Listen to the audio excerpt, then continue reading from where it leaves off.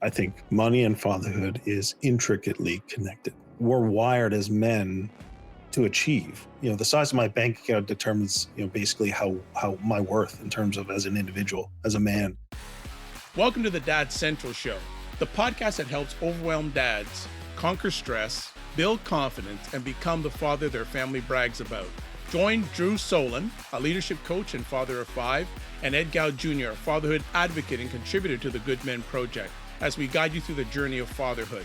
We'll show you how to connect deeply with your family, manage your time and energy better, and master tools to become the dad you want to be. Let's get started. Let me ask you a question. When you think about money as a dad, do you feel confident or do you feel pressure? For so many of us, money is one of the biggest stressors in family life. It's not just about paying bills. It's about creating stability, shaping opportunities for our kids, and passing on values that will guide them along long after we're gone. So today we're going to be talking about one of the most important challenges that dads have, money. And I'm joined by I don't know if he's a money expert. Is he a money expert? I would not describe myself as a money expert. I do have some experience, and I have read a fair amount and talked with some people about how to be successful with money, but I'm not a money expert in any way. Drew Solon, Dad Central. Drew, in our conversation with dads, how often does money come up? I'd say the topic itself doesn't come up, but we hear about money, whether it's money problems, whether it's bills, whether it's the whole family court system and the expenses involved with the family breakdown. I think it's pretty ever present, underlying, but maybe not explicit.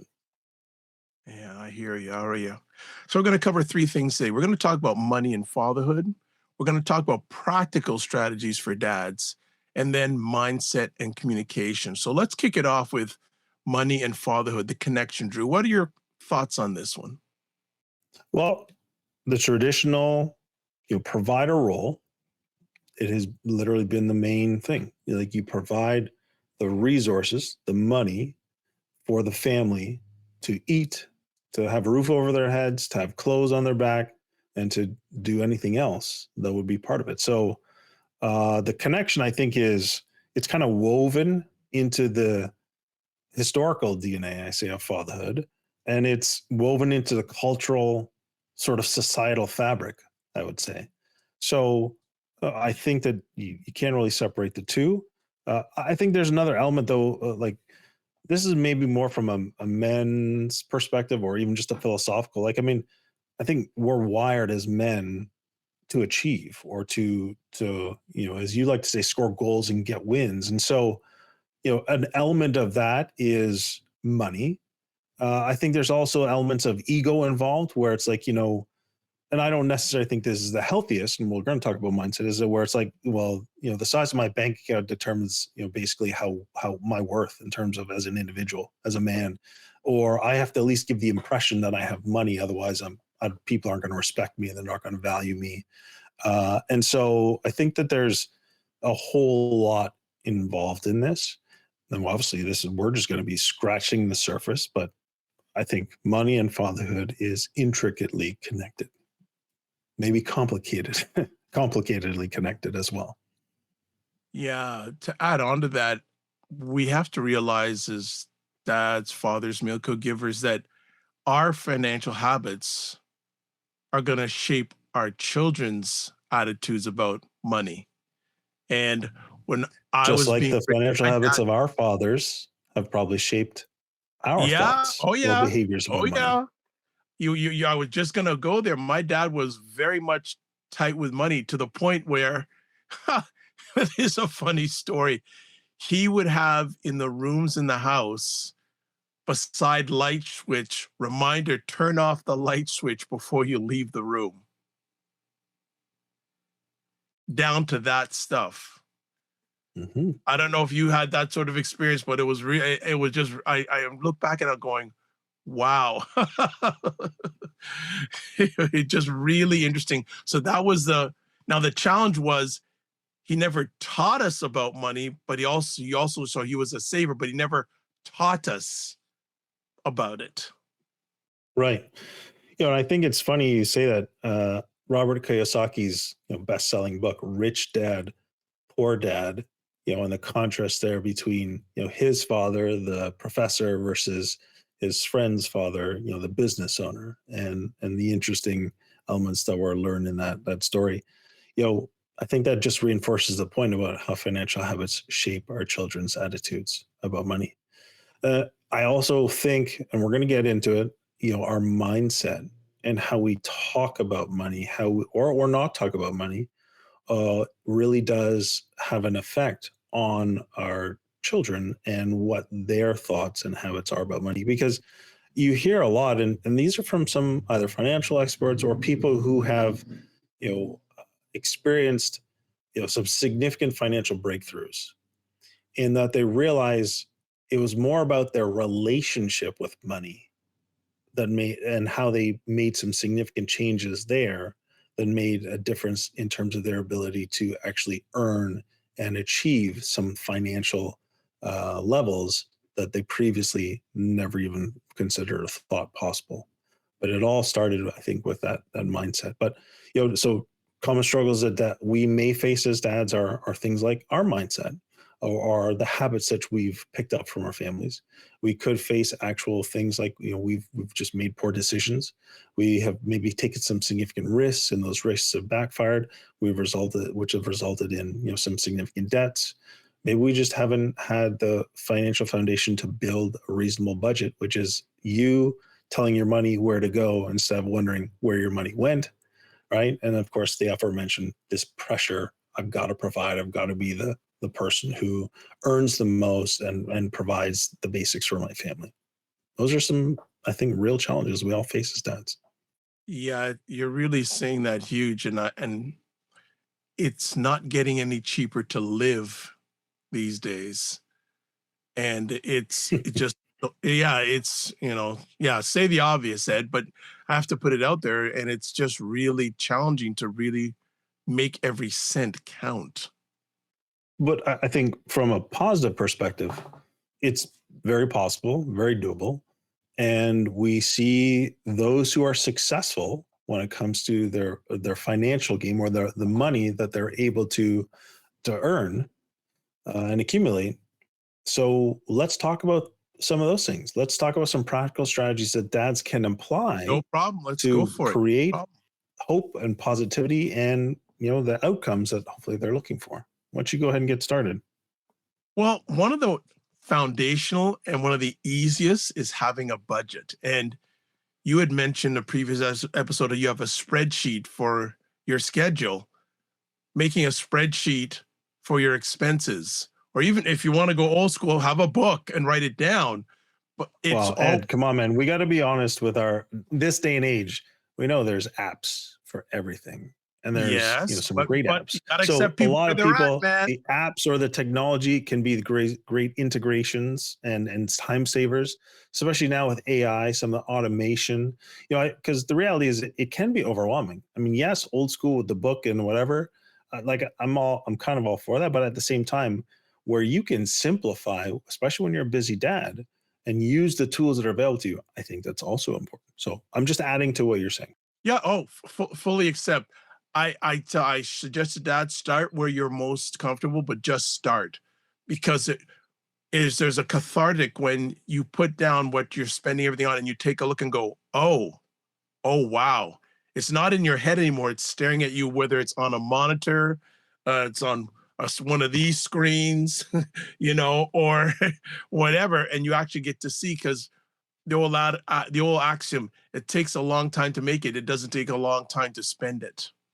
It goes out quicker than the time it takes to earn it. So I agree, whatever is comfortable with you, whether apps, there's a lot of different apps out there that are making making it easier, and again, saves your time. Want to get your time back, especially when you're in the world of dadhood these days. Time is the most valuable thing that you have. Drew, what do you have to say about aligning money decisions with family values. Yeah, I think that makes sense, right? So if your values are things like health or adventure or exploration, your focus may not be to accumulate a lot of monetary things. It might be focusing on, we really want to create more experiences. So your budget might be for, we're going to create an annual trip. We go on an annual trip to an exotic destination, and we make that our focus. So you dedicate your financial resources accordingly. That's just one small example, and I think it makes sense. You and your partner are aligned. Some families would shift their focus to say our focus is being debt free. If you're familiar with Dave Ramsey, his celebration of the debt free scream. So they say, our goal is that we want to basically make sure that we provide our needs, but we're actually putting money, pouring into becoming debt free. We're paying off our mortgage in 15, 10 years. We're not, we're buying used cars, where we're using the furniture that we have or can sort of get secondhand, because we don't need to, keep up with the Joneses, because as Dave Ramsey says, live like no one else so that later you can live like no one else.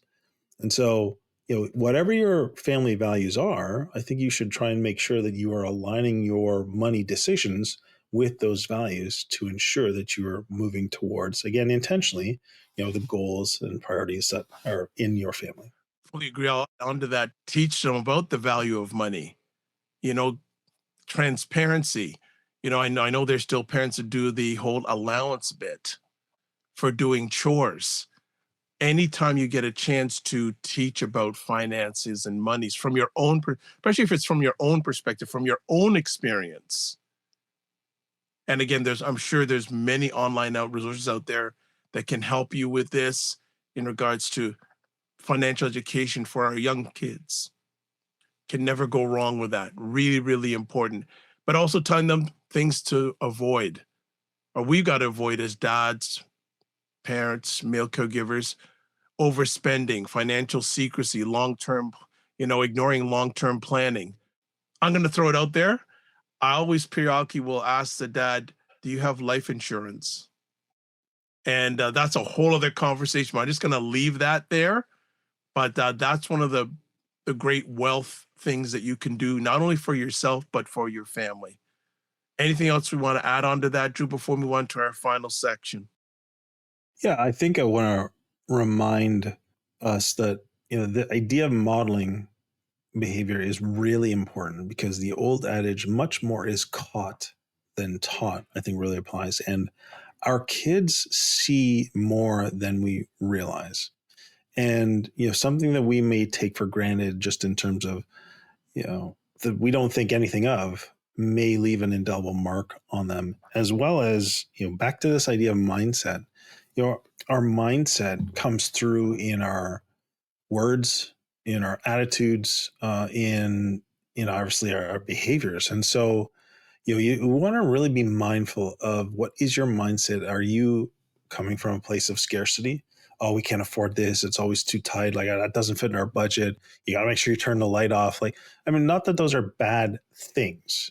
It's just that, what is that message conveying to your child about money? And so this is where I think we should maybe transition and talk about our last segment, which is the mindset and our communication. And what I just described was this idea of much more pressure or scarcity. Like, there's only so much to go around. Like, we don't have enough is essentially the underlying message there. And so you always have to be sort of safeguarding and almost like hoarding it, right?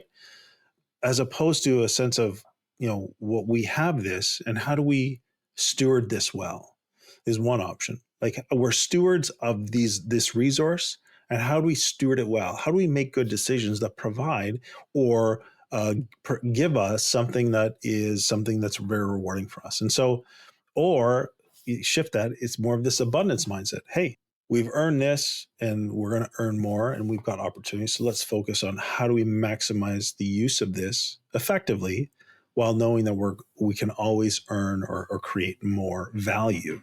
And that's the one thing we haven't touched on this, but Scott Donnell, when we had him on the show, he's got a great book, and he does a lot of education around this whole financial piece. And I love the idea of his book is called Value Creation Kids, and it's about helping our children understand that when you learn to create value in this world, you then get value returned to you. And so it's about building this approach of how can I create value, how can I steward value, and how can I pass on and contribute value. That to me is a much healthier mindset, as opposed to this idea of scarcity and limitation and sort of supply and demand, like some of the old elements. And not an economist, and don't go into any of those things. So if I said something factually incorrect, please give that. That's why I said I'm not an expert.